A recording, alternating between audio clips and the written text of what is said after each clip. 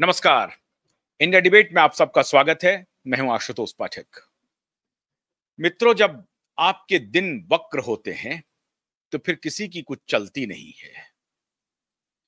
परमवीर सिंह जो अब तक लोगों के ऊपर पहाड़ तोड़ते रहे थे और हर तरह का तिकड़म करके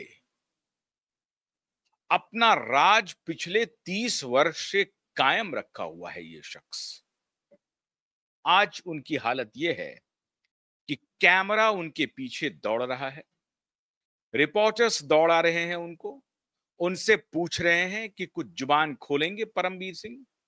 परमवीर सिंह ने अपने जुबान पे ताला लगा लिया और कुछ भी बोलने की हालत में परमवीर सिंह नहीं है।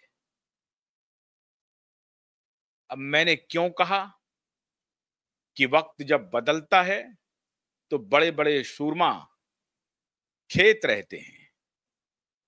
परमवीर सिंह ने अब तक जितने पाप किए हैं उस सब का हिसाब होना शुरू हो गया। अभी 3-4 दिन पहले वो ऑर्डर की कॉपी मेरे पास अभी उपलब्ध नहीं हुई है, लेकिन जानकारी मुझे मिल गई है जो मैं अभी आपके साथ शेयर करने वाला हूं, जो ब्रेकिंग है। परमवीर सिंह के खिलाफ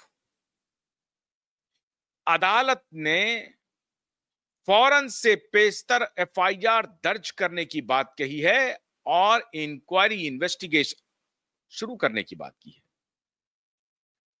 एफआईआर दर्ज होगा तो कोई ऐसा तो है नहीं कि इनको ये उनके समधी हैं जो इनसे जांच एजेंसी कहेगी कि नहीं नहीं कोई बात नहीं है, आप घर में रहिए, आराम कीजिए, मौज कीजिए, जब हमको जरूरत पड़ेगी हम आपके घर चले जाएंगे। नहीं, गिरफ्तारी होगी। अब ये आदेश किस सिलसिले में आया है?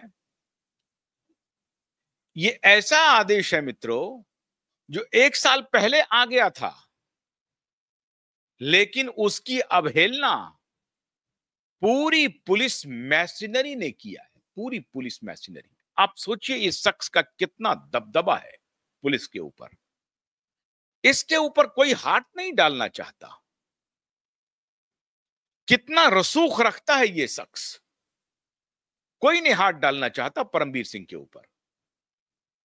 1 साल पहले अदालत का निर्णय आया कि इनके खिलाफ इंक्वायरी प्रोसीड किया जाए, इनको गिरफ्तार किया जाए और उसकी हियरिंग कोर्ट में अविलंब शुरू की जाए। नहीं हुआ। 1 साल के बाद अदालत को जब कंटेम्प्ट की याद दिलाई गई तो अभी महज 1 सप्ताह पहले, सप्ताह भी नहीं हुआ है, 1 सप्ताह पहले अदालत का आदेश आया है महाराष्ट्र के डायरेक्टर जनरल ऑफ पुलिस को। आप क्या कर रही हैं मित्रों? मैंने डीजीपी महाराष्ट्र का जो मेरे पास नंबर है, उस नंबर पे मैंने बजाबता उन्हें कॉल किया और कब कॉल किया यह भी मैं बताता हूं। जो मेरे पास डीजीपी महाराष्ट्र का नंबर है वो मैं मंडे 8:16 शाम को मैंने फोन किया है। कोई जवाब नहीं आया। हमने सोचा कि दिन भर शायद वो व्यस्त रहते होंगे, तो शाम को मैंने फोन किया कि शायद वो उठा लें। उन्होंने नहीं पिक किया। मैंने फिर उसके बाद उनके व्हाट्सएप पे मैसेज सेंड किया कि मैं क्यूबाइब से बोल रहा हूं और आपसे बात करना चाहता हूं, बहुत इंपॉर्टेंट सब्जेक्ट में आपसे बात करना चाहता हूं।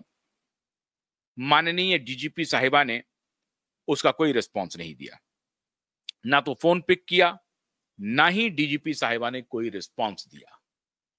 और मैं शुद्ध और शुद्ध अदालत के इस आदेश के आलोक में महाराष्ट्र की डायरेक्टर जनरल ऑफ पुलिस रश्मि शुक्ला जी से बातचीत करना चाहता था, उनका पक्ष लेना चाहता था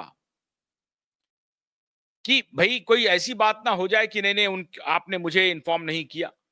तो क्यूबाइब ने अधिकृत रूप से महाराष्ट्र की डीजीपी रश्मि शुक्ला का जो टेलीफोन नंबर मेरे पास उपलब्ध है, उस नंबर पे मैंने उन्हें फोन किया। उन्होंने जवाब नहीं दिया। मैंने उनको व्हाट्सएप संदेश किया, भेजा, कोई जवाब नहीं आया है। और मैं सिर्फ इस सिलसिले में मैं बात करना चाहता था कि आखिर परमबीर सिंह कितना ताकतवर इंसान है, जो अदालत ने 1 साल पहले आदेश दिया था कि परमबीर सिंह के खिलाफ इंक्वायरी शुरू की जाए, वो इंक्वायरी क्यों नहीं हुई? पुलिस ने एफआईआर दर्ज क्यों नहीं किया? जांच किस धारा में होनी है, ये बात क्यों नहीं बताई गई? इसकी जानकारी के लिए मैंने रश्मि शुक्ला जी से संपर्क साधने की कोशिश की कि रश्मि जी संभवतः हमें बताएंगी कि क्या कारण रहा। उस वक्त रश्मि जी डीजीपी नहीं थी, हो सकता है, लेकिन अब तो वो डीजीपी हैं। अब तो उनको नोटिस सर्व हुआ है। क्या ये नोटिस अदालत का उन्हें मिला है या नहीं मिला है?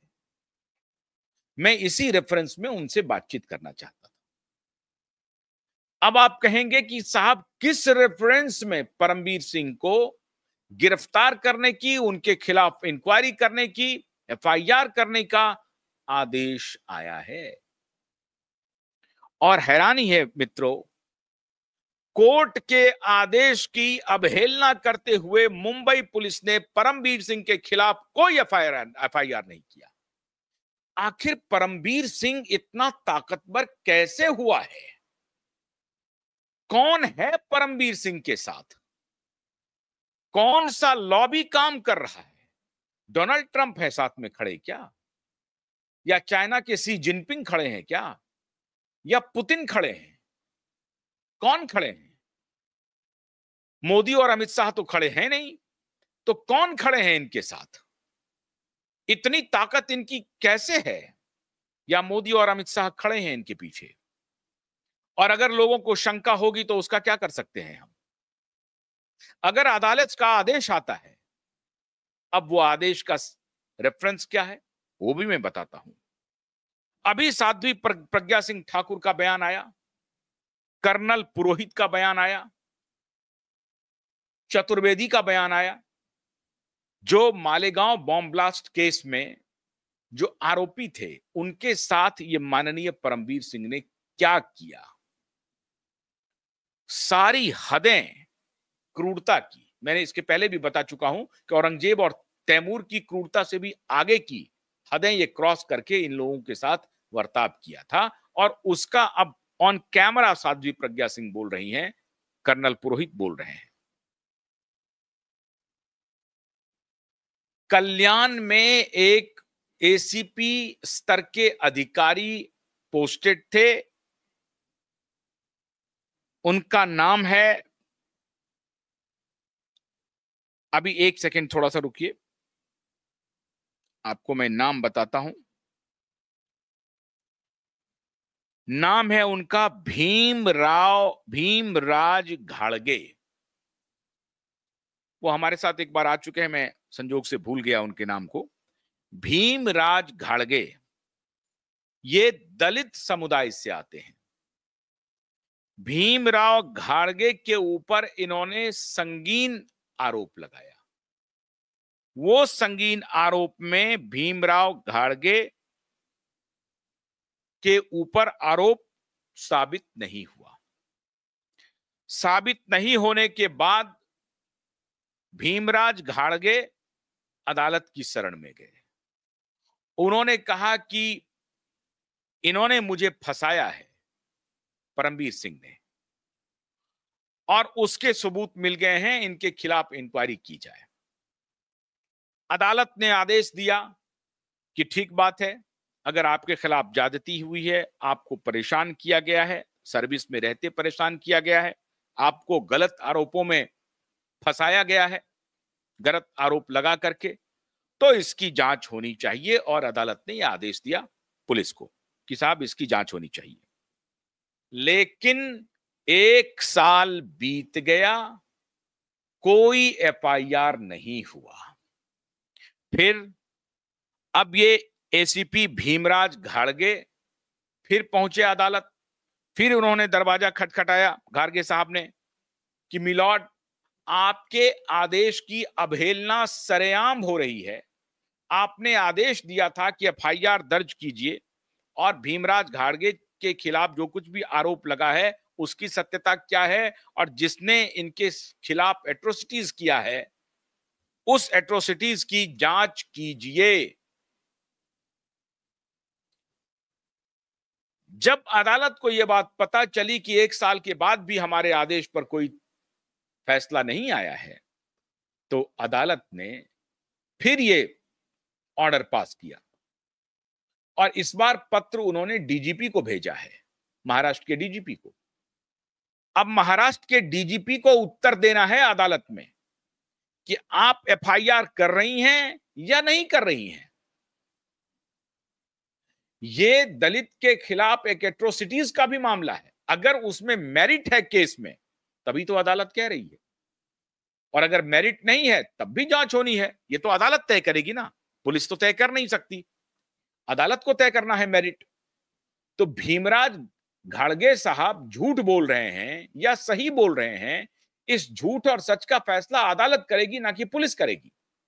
सवाल है कि 1 साल से भीमराज घाड़गे के कंप्लेन पर एफआईआर क्यों नहीं हो रहा है, जबकि भीमराज घाड़गे साहब खुद एसीपी रह चुके हैं, असिस्टेंट कमिश्नर ऑफ पुलिस रह चुके हैं।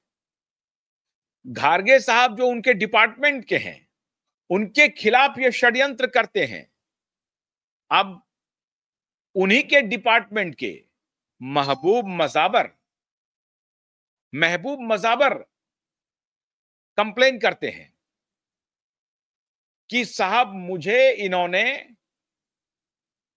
पैसे दिए, पिस्टल दिए, लोग दिए और इन लोगों का नाम बताया।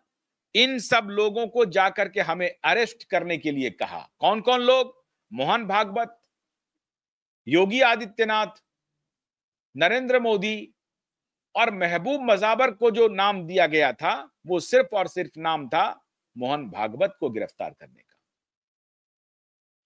प्रज्ञा सिंह ठाकुर कह रही हैं कि मुझसे परमबीर सिंह और एक हेमंत करकरे जो गुजर गए, परमबीर सिंह लगातार हमसे योगी आदित्यनाथ का नाम बुलवाने के लिए टॉर्चर करता रहा, नरेंद्र मोदी का नाम बुलवाने के लिए टॉर्चर करता रहा, इंद्रेश कुमार का नाम बुलवाने के लिए टॉर्चर करता रहा, मोहन भागवत जी का नाम बुलवाने के लिए टॉर्चर करता रहा। ये सब टॉर्चर का काम परमबीर सिंह ने किया और ऑन रिकॉर्ड आकर के पूर्व लोकसभा की सदस्य प्रज्ञा सिंह ठाकुर आकर के कह रही हैं कैमरे पर। महबूब मजावर कह रहे हैं कि मुझे पैसे दिए गए, पिस्टल दिए गए, आदमी मुहैया कराया गया मोहन भागवत को गिरफ्तार करने के लिए। और अब भीमराज घाड़गे के केस में अदालती आदेश आ चुका कि परमबीर सिंह के खिलाफ इंक्वायरी इमीडिएटली शुरू होनी चाहिए। इतने सारे प्रकरण हैं, इतने सारे सबूत हैं। एक पत्रकार को घसीट करके किस प्रकार से क्या क्या ये कुकर्म किया पूरी दुनिया ने देखा। दिशा और सुशांत के केस को किस तरह से इस व्यक्ति ने पूरी तरह से तबाह कर दिया पूरी दुनिया ने देखा। और आज तक ये शख्स दिशा के केस में एफआईआर नहीं होने दे रहा है। और उस प्रदेश के मुखिया बड़े बड़े चैनल पर जाकर के इंटरव्यू दे रहे हैं और इंटरव्यूअर उनसे ये सवाल नहीं पूछ रहे हैं कि भाई दिशा के पिता जब कंप्लेन लेकर के आए हैं आदित्य ठाकरे के खिलाफ तो आप एफआईआर आपकी पुलिस क्यों नहीं कर रही है। बड़े बड़े एंकर बड़ी बड़ी बात कह रहे हैं उनसे और वो जवाब भी दे रहे हैं बड़ी बड़ी। वो आदित्य ठाकरे के खिलाफ एक्शन मोड में भी हैं लेकिन एक्शन कहीं दिखता नहीं है। जितनी पॉलिटिकल बोनांजा उनको लेने की है वो पॉलिटिकल बोनांजा ले लेते हैं लेकिन आदित्य ठाकरे के खिलाफ एक्शन नहीं कर रहे हैं। क्यों नहीं कर रहे हैं? इसलिए कि परमबीर सिंह जैसे ऑफिसर ऐसे मुख्यमंत्री को जाकर के कान में बतलाते हैं कि साहब दिशा के केस में कुछ भी नहीं है और हमने जांच कर ली थी। मीडिया वाले ऐसे ही गलत बात कर रहे हैं और मुख्यमंत्री साहब इनकी बात पर भरोसा कर रहे हैं। परमबीर सिंह चारों तरफ जाकर के बोल रहा है। अगर नहीं बोल रहा है तो मुख्यमंत्री जो कि गृह मंत्री है, एफआईआर क्यों नहीं दर्ज करवा रहे हैं?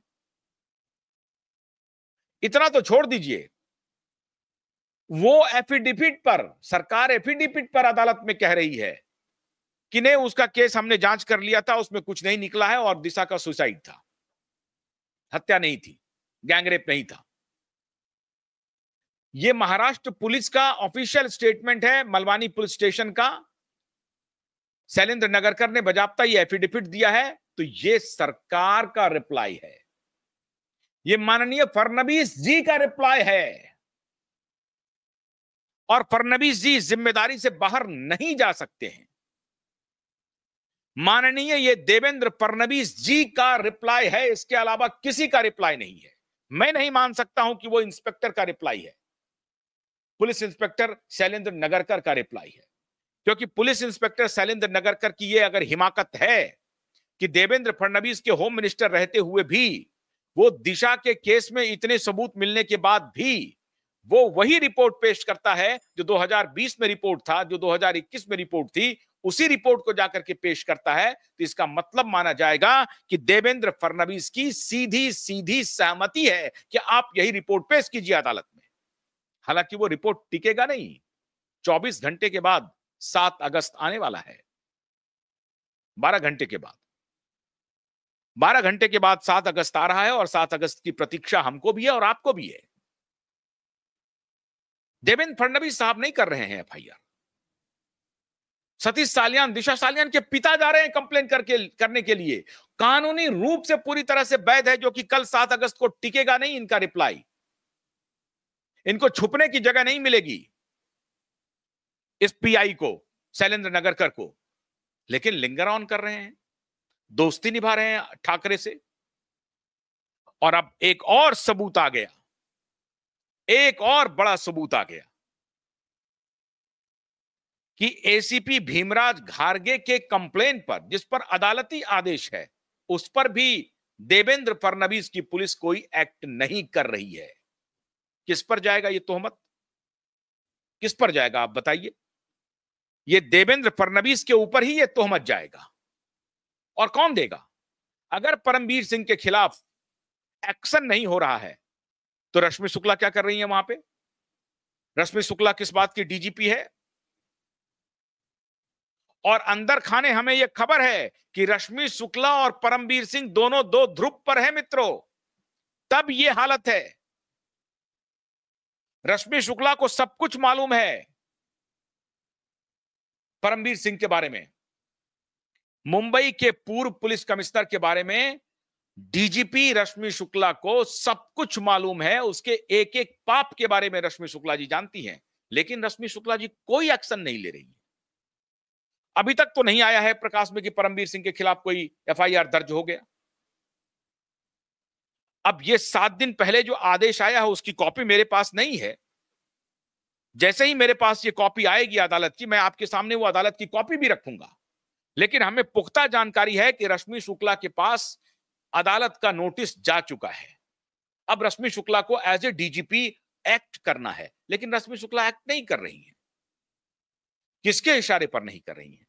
या रश्मि शुक्ला को खुद भी डर सता रहा है कि काजल की कोठरी में वो रहती हैं, दाग कहीं रश्मि शुक्ला के दामन पर भी हो। फिर इसका क्या जवाब हो सकता है? लोग तो शंका करेंगे, लोग तो सवाल करेंगे, लोगों के मन में शंका उत्पन्न होगी। अगर आप कोई एक्शन नहीं लेते अदालती कार्रवाई के बाद भी, तो लोग आपके ऊपर शक क्यों ना करें? क्यों ना करे रश्मि शुक्ला जी, आप ही बताएं, ये क्यों ना करे आपके ऊपर शक?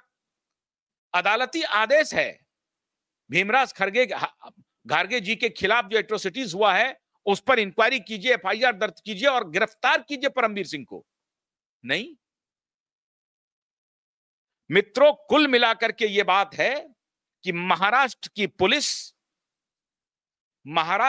पुलिस और उसमें सारे नहीं, बहुत सारे ईमानदार पुलिस ऑफिसर हैं जो परेशान हैं। ये जो सूचनाएं हम तक पहुंच रही हैं ईमानदार पुलिस ऑफिसरों की वजह से पहुंच रही हैं।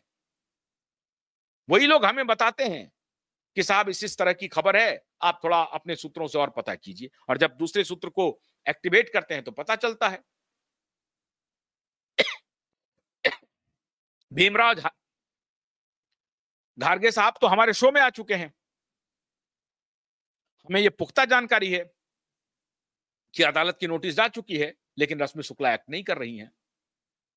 मित्रों, इस प्रकरण में परमबीर सिंह को अगर परमबीर सिंह के खिलाफ एक्शन नहीं हुआ तो मान के चलिए कि महाराष्ट्र की पॉलिटिकल बिरादरी पूरी तरह से आकंठ भ्रष्टाचार में लिप्त है, डूबी हुई है, और इनका कोई भी जो बयान आता है वो सिर्फ और सिर्फ लिप सर्विस है।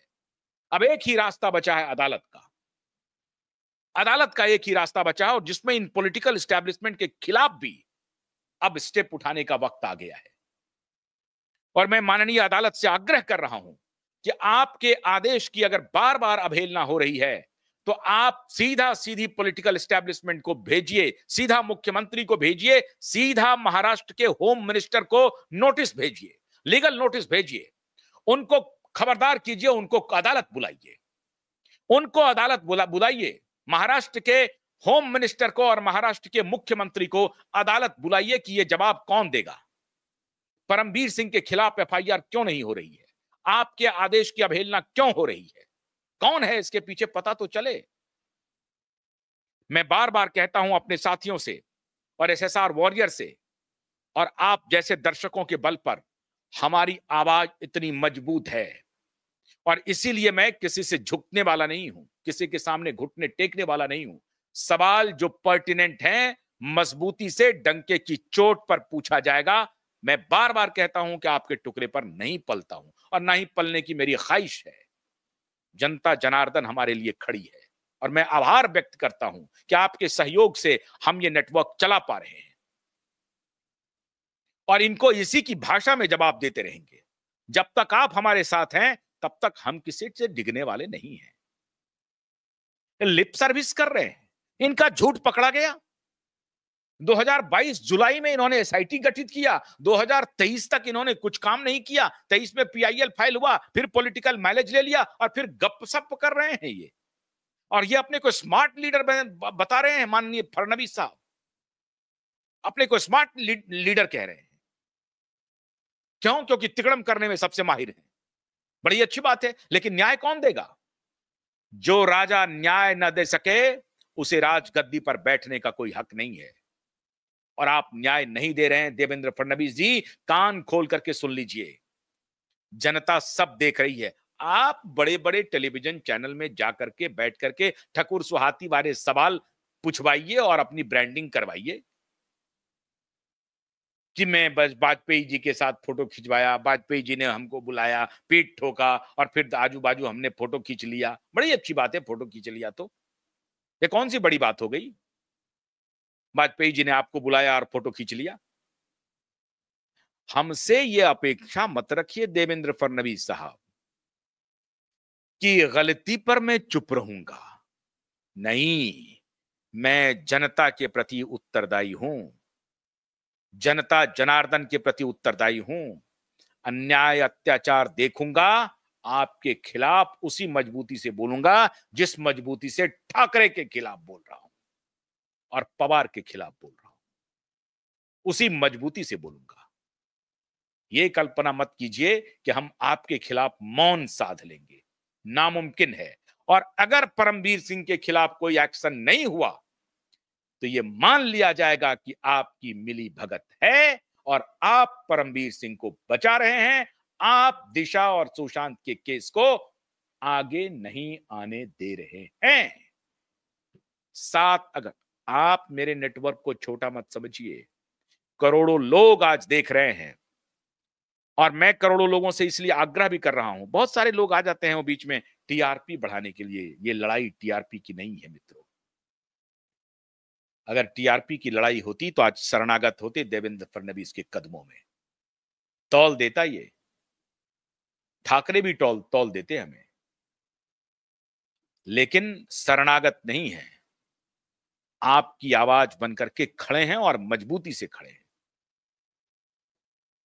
परमबीर सिंह के खिलाफ एक्शन कीजिए, गिरफ्तार कीजिए परमबीर सिंह को।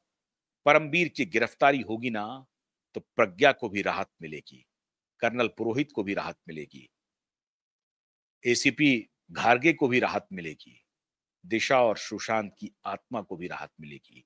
परमबीर गुमराह कर रहे हैं, परमबीर झूठ फैला रहे हैं कि दिशा ने आत्महत्या की, सुशांत ने आत्महत्या की। परमबीर को मालूम है ये केस खुलेगा, जांच की आंच परमबीर तक पहुंचेगी और परमबीर इस केस में जेल जाएंगे। बहुत बहुत शुक्रिया। नमस्कार।